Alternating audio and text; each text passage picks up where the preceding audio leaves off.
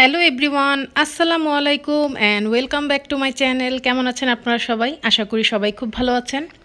তো আজকে আমি আপনাদের জন্য একটা অরেঞ্জ কালারের মধ্যে কাটক্রিস লুক করে দেখাবো। অরেঞ্জের মধ্যে অরেঞ্জ কালারই কাটক্রিসটা থাকবে। তো এই লুকটা করার জন্য আমি বিউটি গ্লেজের এই কালার বোর্ড প্যালেটটা ইউজ করছি। তো তোমাদের যাদের কাছে এই বিউটি গ্লেজের কালার বোর্ড প্যালেটটা আছে তাদের জন্য তো ইজি হবে, আর যাদের নাই তারা অন্য কোনো প্যালেট থেকে সেম অথবা সিমিলার এই কালারগুলো ইউজ করতে পারো। তো আমি বিউটি গ্লেজ প্যালেটটা থেকে সেকেন্ড যে পার্টটা এই প্যালেটটা ইউজ করব, যেহেতু আমি অরেঞ্জের মধ্যে করব। তো আমি একদম ফার্স্টের এই হালকা একদম লাইট অরেঞ্জ কালারটাকে আমি অ্যাপ্লাই করব ফার্স্টে, এবং তার আগে আমি আমার ফেসে কিছু লুজ পাউডার অ্যাপ্লাই করে নিচ্ছি, যাতে তোমার কোনো রকম ফল আউট হলে আমি সেটা ঝেড়ে ফেলে দিতে পারি। তবে এই বিউটি গ্লেজের যে কালার বোর্ড প্যালেটটা, এটাতে কিন্তু একদমই ফল আউট করে না। তারপরও কালারগুলো খুব পিগমেন্টেড হওয়াতে আমি আমার সেফটির জন্য একটু অ্যাপ্লাই করে নিচ্ছি।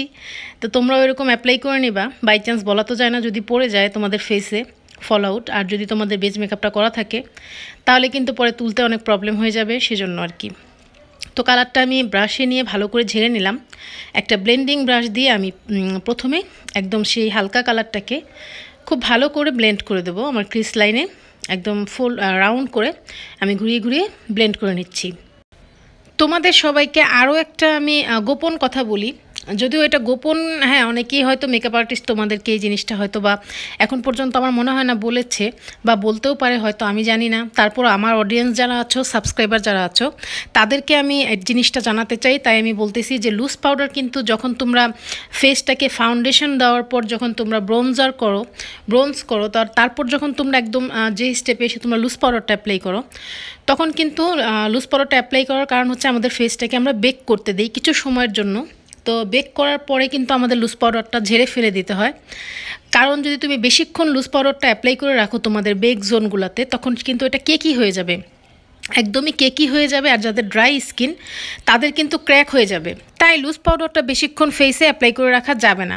তো এই ফাঁকে আমি এটা বলে নিই, মিডলের এই অরেঞ্জ কালারটাকে এখন আমি আমার সেকেন্ড ট্রানজ্যাকশন কালার হিসেবে অ্যাপ্লাই করব। আর আমার আগের শেড যেটা নিয়েছিলাম সেটার থেকে এটা 1-2 শেড লাইট, ঠিক আছে? তো এটাকে এখন আমি কিভাবে আমার সেকেন্ড ট্রানজ্যাকশন হিসেবে ব্লেন্ড করছি সেটা দেখো, এবং আমি তোমাদের যে কথাটা বলতেছিলাম সেটা শেষ করি। তো তোমরা হয়তো বা বলবা যে তাহলে তুমি কেন আপু ফেসে এত লুজ পাউডার অ্যাপ্লাই করে রাখছো, আর তুমি কেন সবসময় বলো যে ফেসে বেশি করে লুজ পাউডার অ্যাপ্লাই করবা যাতে তোমাদের কোনো ফল আউট হলে ঝেড়ে ফেলে দিতে পারো। যেই আপুদের মনে এই প্রশ্নটা আছে তাদেরকে আমি ক্লিয়ার করে দিচ্ছি বিষয়টা। সেটা হচ্ছে, তোমরা কিন্তু সবাই জানো যে একটা ভালো মানের একটা লুজ পাউডার কতটা পিগমেন্টেড হয়। আমাদের যেই চিন থাকে, আমাদের যেই আমরা কন্ট্রোল করি আমাদের চিনে, তারপর আমাদের নোসে, এইসব এরিয়াতে যখন আমরা লুজ পাউডার দিয়ে আমরা বেক করতে দিই, এগুলো কিন্তু অলরেডি হাইলাইটস হয়ে যায়, মানে হাইলাইট করে। তো লুজ পাউডারটার কাজ হচ্ছে বেক করা, এবং সেই লুজ পাউডারটা যদি তুমি বেশিক্ষণ ইউজ করে রাখো সেটা স্বাভাবিক কেকি হয়েই যাবে। আর আমি এখন একটা কথা বলে নিই তোমাদের। এই যে দেখো, ডার্ক যেই অরেঞ্জ কালারটা আছে, থার্ড ট্রানজ্যাকশন কালার হিসেবে আমি এখন এটা অ্যাপ্লাই করে নিচ্ছি। এটাকে তোমরা খুব ভালোভাবে ব্লেন্ড করে দিবা। আর আমি আজকে 3টা কালার ইউজ করেছি, তো তোমরা চেষ্টা করবা যে কালারগুলো যাতে কোনোটার সাথে হার্শলাইন বোঝা না যায়, খুব সুন্দরভাবে একদম 3টা কালারই তোমরা ব্লেন্ড করে দিবা, খুব সময় নিয়ে ধৈর্য ধরে। তাহলে তোমাদের আই মেকআপটা অনেক পারফেক্ট হবে। যত বেশি ভালো তোমরা ব্লেন্ডিংয়ে এক্সপার্ট হবা, তত তোমাদের আই লুকের ফিনিশিং লুকটা তত সুন্দর হবে, পারফেক্ট হবে, একদম নিখুঁত হবে। তো যেটা বলতেছিলাম আপুরা, যে লুজ পাউডারের ব্যাপারটা, তো তোমরা নিশ্চয়ই এটা বুঝতে পারছো যে একটা হাই কোয়ালিটির একটা লুজ পাউডার কিন্তু অনেক পিগমেন্টেড থাকে আমাদের ফেসটাকে বেক করার জন্য, যেটা দেওয়ার সাথে সাথে কিছুক্ষণের মধ্যে আমাদের ফেসটা বেক হয়ে যায়। তো সেটা যদি তুমি লং টাইম অ্যাপ্লাই করে রাখো, সেটা তো কেকি হবেই, প্লাস ক্র্যাক হয়ে যাওয়ার সম্ভাবনা থাকে। তাই তোমরা কি করবা, আমি যে লুজ পাউডারটা এখন অ্যাপ্লাই করেছি এটা কিন্তু মোটেও কোনো হাই রেঞ্জের লুজ পাউডার না, এবং কোনো রকমের কোনো পিগমেন্টেডও না সেরকম কোনো। এটা হচ্ছে তোমার পন্সের একটা ম্যাজিক লুজ পাউডার আছে, দেখবা ফ্রেন্ডলি বাজেটের একদমই। তো এটা আমি ইউজ করি শুধুমাত্র আমার এই ফল আউটটার ক্ষেত্রে।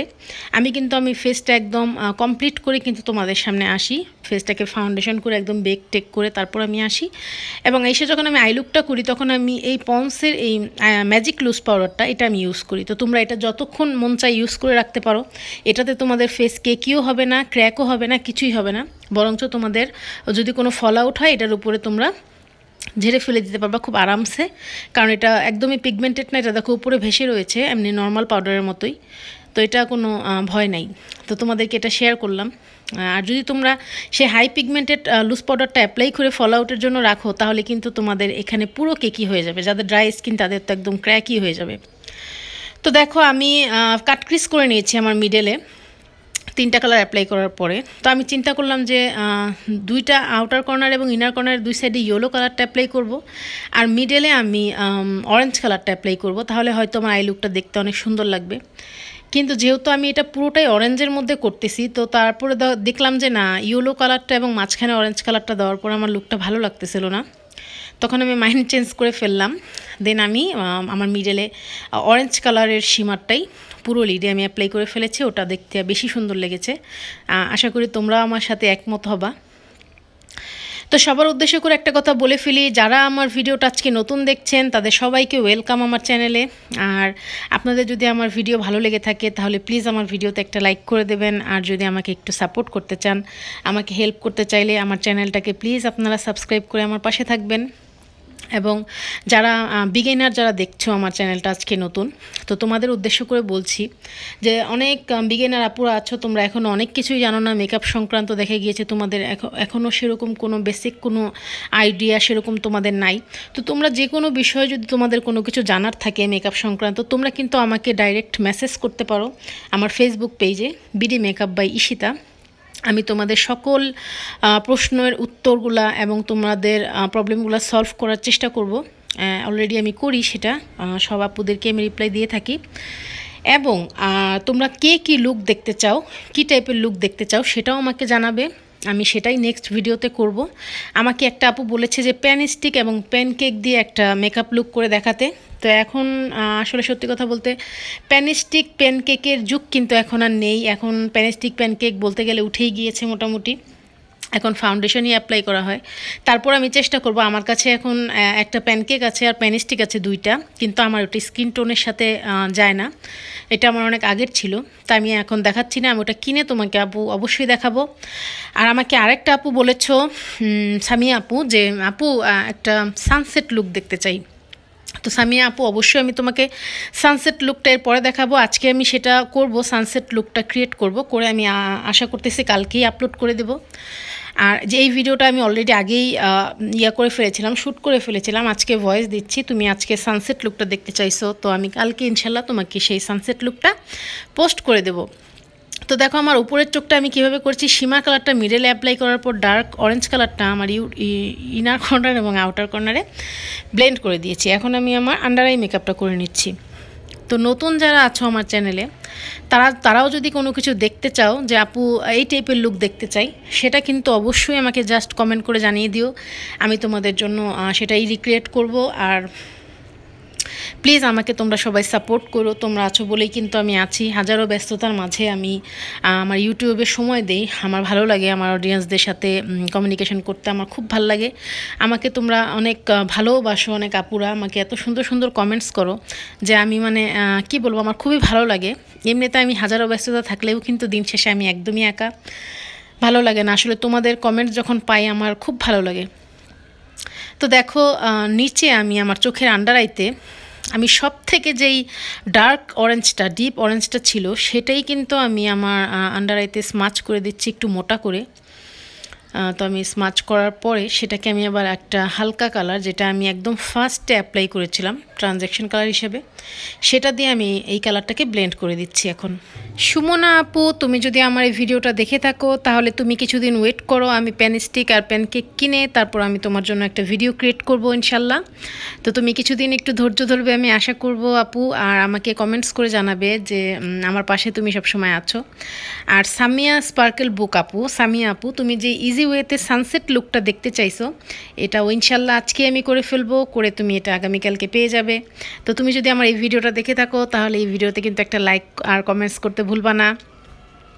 তো দেখো আমার দুইটা চোখ কিন্তু স্মাচ করে ব্লেন্ড করা হয়ে গিয়েছে। এখন আমি যেটা করব সেটা হচ্ছে আমি আমার আপার ওয়াটার লাইনে ব্ল্যাক কাজলটা দিয়ে আইলাইনার ড্র করে নেব, কাজলটা ড্র করে নেব। কারণ আমাদের চোখের যে ওপরের ওয়াটার লাইনটা থাকে এটা কিন্তু আমরা অনেকেই স্কিপ করে যাই, এটা আমরা ড্র করি না, যার ফলে আমাদের যখন আইল্যাশ পরি, আমরা যখন আইলাইনার করি তখন আমাদের কিন্তু আপার ওয়াটার লাইনটা সাদা হয়ে থাকে, ওটা দেখতে কিন্তু ভালো লাগে না। আর যখন তোমরা এভাবে ডার্ক করে ওটাকে ড্র করে ফেলবে তখন দেখবে তোমাদের চোখটা যখন তোমরা আইলাইনার করবে খুবই সুন্দর লাগবে এবং ডার্ক লাগবে চোখটা। আর যেহেতু আমার চোখ ছোট বরাবরের মতো আমি সবসময় বলি, সেহেতু আমি হোয়াইট কাজলটাই বেশি ইউজ করি, নুট কাজল, হোয়াইট কাজল। কারণ ব্ল্যাক কাজল ইউজ করলে আমার চোখ অনেকটাই ছোট লাগে, আর যাদের চোখ ছোট তাদের চোখ কিন্তু ব্ল্যাক কাজল ইউজ করলে এমনিতেও ছোট লাগে ইউজুয়ালি। তো তোমরা চেষ্টা করবে একটু নুট বা একটু হোয়াইট টাইপের কাজল ইউজ করার জন্য। তো NYXের কাজলটা এতটাই পিগমেন্টেড যে দেখো আমার আইশ্যাডো তো লেগে গিয়েছিল, পরে আমি সেটাকে আবার ঠিক করে নিলাম আরেকবার করে। আর যাদের চোখ বড় তাদের তো মাশাআল্লাহ আল্লাহ পাক তাদের খুব সুন্দর চোখ দিয়েছে, তারা হোয়াইট বলো ব্ল্যাক বলো যে কোনো কাজলই খুব ইজিলি ইউজ করতে পারো, তোমাদের সবটাতেই খুব সুন্দর লাগবে। আর আমার মতো যাদের চোখ ছোট তারা মাঝে মাঝে ব্ল্যাক কাজল ইউজ করে দেখবা, বাট হোয়াইটটা ইউজ করলে তোমাদের চোখটা কি বড় লাগবে, বড় দেখাতে চাইলে তোমরা এটা ইউজ করতে পারো হোয়াইটটা। তো এরপর আমি মাস্কারা ইউজ করছি। আজকে আমার আসলে এই ভিডিওটা যখন আমি করেছি তখন কিন্তু অনেক রাত ছিল, তো আমার আসলে ভালোও লাগতেছিল না, তো আমার আইলাইনার করার আগে আমি মাস্কারাটা ইউজ করে ফেলেছি। আমার এখানে একটু ভুল হয়ে গিয়েছে এবং আমার আরও একটা ভুল হবে এই ভিডিওতে, সেটা আমি লাস্টে তোমাদেরকে বলবো। তো মাস্কারাটা অ্যাপ্লাই করার পর আমি এখন আইলাইনার করে নেব। আর আমি এখন তোমার রিয়েল টেকনিকের যেই লিকুইড আইলাইনারটা আছে এটাই অ্যাপ্লাই করে নিচ্ছি। আর এটা কিন্তু ওয়াটারপ্রুফ, এটা আমার খুবই ভালো লাগে। এটা তোমার একদমই কোনো বেশি রকমের যে কিছু আইলাইনার আছে দেখবা যে শাইন করে, ওটা কিন্তু ভালো লাগে না, এটা একদম ডার্ক একটা কালার। আর তোমার এটা ওয়াটারপ্রুফ হওয়াতে খুবই ভালো লাগে আমার এই আইলাইনারটা। তো আমি এখন আইলাইনার করবো। আর আজকে কিন্তু আমি আইলাইনারের কোনো উইংস করব না, ছোট করে একটা উইংস করে আইলাইনারটা করব। আমার মনে হচ্ছে এই লুকটার সাথে বড় উইংস ভালো লাগবে না, এটা একটা সিম্পলের মধ্যে লুক দেখিয়েছি, অরেঞ্জের মধ্যেই, অরেঞ্জ কাট ক্রিস। তো আইলাইনারটার উইংসটা আমি খুব ছোট করে একটু মোটা করে আইলাইনারটা করে নিচ্ছি। আইলাইনারটা না করলেও হয়তো বা লুকটা সুন্দর লাগতো, তোমরা হয়তো বা খেয়াল করেছো মাস্কারা অ্যাপ্লাই করাতেও কিন্তু লুকটা সুন্দর লাগতেছিল, কিন্তু যেহেতু আমি আইল্যাশ পরবো তাই আমি একটু আইলাইনার ইউজ করে নিচ্ছি। কারণ আইল্যাশের যেই তোমার ল্যাশ লাইনটা থাকে সেটাও কিন্তু ব্ল্যাক, তো তোমরা যদি একটু আইলাইনার ইউজ করে সেটা অ্যাপ্লাই করো, আইল্যাশটা পরো, তাহলে সেই তোমার ল্যাশ লাইনটা ঢেকে যাবে, কভার হয়ে যাবে ব্ল্যাক আইলাইনারটার নিচে, না হলে কিন্তু ল্যাশ লাইনটা দেখা যাইতো, খারাপ লাগতো। তো দেখো আমি ল্যাশটাও পরে ফেলেছি, আর এই ল্যাশটা আমি অনেক দিন পরেই পরলাম, তো আমার কাছে ভালোই লাগে ল্যাশটা, বাট অনেকদিন পরে পরা হলো আজকে। তো দেখো এখন আমি আমার ফেসটাকে তোমার কি বলে এটাকে কন্ট্রোল করে নেব। আমি কিন্তু কন্ট্রোল করে আসি নাই, কিন্তু তোমরা খেয়াল করো দেখো যে আমি কিন্তু আমার ফেসটাকে বেক করে এসেছি লুজ পাউডার দিয়ে। দেখো আমার এই গালের এই চিনের এখানে কিন্তু একটা তোমরা দাগ দেখতে পাচ্ছ সাদা কালার, এটা কিন্তু আমার বেক করা, আমার একটা ভালো লুজ পাউডার দিয়ে বেক করা। আর আমি যেটা আমার চোখের নিচে দিয়েছিলাম সেটা কিন্তু তোমাদের বলেছি সেটা একদমই পিগমেন্টেড না, সেটা জাস্ট ফল আউটের জন্য আমি ইউজ করি। আর আমার যেই বেক করার জন্য এবং আমার ফেসটাকে শার্প করার জন্য আমি যে লুজ পাউডারটা অ্যাপ্লাই করি সেটা হচ্ছে তোমার আমার অনেকগুলোই আছে, রেভলিউশনের আছে, তারপর তোমার রেভলিউশনের বানানা আছে, তারপর তোমার এলেগালের প্রো আছে, টেকনিকের কালার ফিক্স আছে। এই লুজ পাউডারগুলো খুবই ভালো এবং খুবই পিগমেন্টেড, তোমরা এগুলো ইউজ করতে পারো, এগুলো মোটামুটি ভালোই মোটামুটি রেঞ্জের আর কি। তো তোমরা আমার মতে ভালো দেখে একটা জিনিস কিনলে সেটা অনেক দিন যায় আর তোমরা উপকৃত হবে, খারাপ জিনিস না কিনে একটু কষ্ট করে হলেও একটা ভালো জিনিস কেনার চেষ্টা করবা সবাই, তাহলে পিগমেন্টেড জিনিস কিনলে তোমাদের অল্পতেই হয়ে যাবে। তো আমি আমার নোজটাকেও কন্ট্রোল করে নিচ্ছি দেখো। আর আমি তোমাদের কিন্তু সবসময় একটা কথা বলি যে নোজটা যত চিকন করে তোমরা ড্র করবা তোমাদের নাক কিন্তু তত বেশি শার্প লাগবে। ধরো যাদের নাক বেশি মোটা তারা একদম চিকন করে বটারটা রাখবা মাঝখানে, তাদের নোজ কিন্তু অনেক বেশি শার্প লাগবে। দেখো আমার নোজটা কন্ট্রোল করার পর কিন্তু শার্প লাগবে। আমার নোজ যদিও একদমই বোচা না, তারপরেও বোচাই, সেরকম শার্পও না, কিন্তু আমি এখন শার্প করে ফেলবো, কোনো চিন্তা নাই, মেকআপের মাধ্যমে সবই সম্ভব। তো দেখো আমার নোজটাকে আমি কন্ট্রোল করব, তো আমি এখানে কিন্তু কন্ট্রোলের যেই শেডটা সেটা নিলাম আগে, নিয়ে বসিয়ে তারপর এরকম একটা ব্রাশ দিয়ে সেটাকে আমি খুব ভালো করে ব্লেন্ড করে বসিয়ে দিচ্ছি। কারণ যদি হার্শ লাইন বোঝা যায় তাহলে কিন্তু আনন্যাচারাল লাগবে, তোমাদের নোজ শার্প তো দূরের কথা, দেখতে এত পচা লাগবে দূর থেকে দেখতে মনে হবে যে ঠিকই কোনো মেকআপ টেকআপ দিয়ে বসায় রাখছো। আর যখন তোমরা এরকমভাবে ব্লেন্ড করে দিবে তখন এটা কিন্তু একদম ন্যাচারাল হয়ে যাবে, বোঝাই যাবে না যে তোমরা কিছু করেছো এখানে। তো এরপর আমি ব্লাশন ইউজ করে নিচ্ছি আমার হালকা করে, যদিও ব্লাশন আমার ভালোই লাগে, কিন্তু আমি হালকা করে বললেও হালকা করে হয়তো বা করা হয় না, একটু বেশিই করা হয়ে যায় আমার। তো যেটাই হোক না কেন তোমরা তোমাদের পছন্দ মতো কালার নিয়ে ব্লাশনটা করে নিবা। তো আমিও করে নিলাম আমার ব্লাশনটা। তোমাদের সবাইকে আরও একটা কথা বলি যে আমার বেস মেকআপ আমি যেটা করে আসি সেটা কিন্তু আমি একদমই ফুল কভারেজ কোনো ফাউন্ডেশন অ্যাপ্লাই করি না, ইউজ করি না, মাঝে মাঝে করি যেটা হাতের কাছে পেয়ে যাই। কিন্তু আমি বেশিরভাগ সময় কিন্তু আমার বেস মেকআপটা আমি খুব সিম্পলভাবে করে আসার চেষ্টা করি, কারণ তোমরা কিন্তু সবাই জানো যে আমি 1 দিন 2 দিন 3 দিন পর পর ভিডিও আপলোড করতে থাকি। তো আমি যদি আমার একটা ভালো ব্র্যান্ডের একটা হাই পিগমেন্টেড বলো বা হাই রেঞ্জের একটা ফাউন্ডেশন যদি আমি সবসময় ইউজ করে আসতে থাকি, সেটা কিন্তু আমাকে আবার কিনতে হবে। তো আমার যেহেতু ব্রাইডাল সাজাতে হয়, পার্টি মেকওভার করতে হয় আমার পার্লারে, তো সেহেতু আমার কিন্তু এই জিনিসগুলো শেষ হয়ে যায়। সেজন্য আমি যেহেতু আবার তোমাদেরকে শেখাতেও হবে, তাই আমি কি করি মোটামুটি একটা রেঞ্জের এবং তোমার সেরকম কোনো ফুল কভারেজ ফাউন্ডেশন আমি অ্যাপ্লাই করে আসি না। তাই হয়তো বা আমার ফেসটাকে তোমরা দেখলে অনেকেই বুঝতে পারবা খেয়াল করলে যে আমি কিন্তু একদমই ফুল কভারেজ কোনো ফাউন্ডেশন অ্যাপ্লাই করে আসি না। আমার মেন উদ্দেশ্য হচ্ছে টেকনিকটা তোমাদেরকে দেখানো, কিভাবে চোখটাকে তোমরা মেকওভারটা করবা, তোমাদের আই মেকআপটা, এবং তোমরা বাকি মেকআপগুলো কীভাবে তোমরা স্টেপ বাই স্টেপ বিগিনাররা পারফেক্টভাবে করতে পারো সেটা যেন আমি তোমাদের শেখাতে পারি, সেই উদ্দেশ্যে আমি আসলে ভিডিওগুলো করি।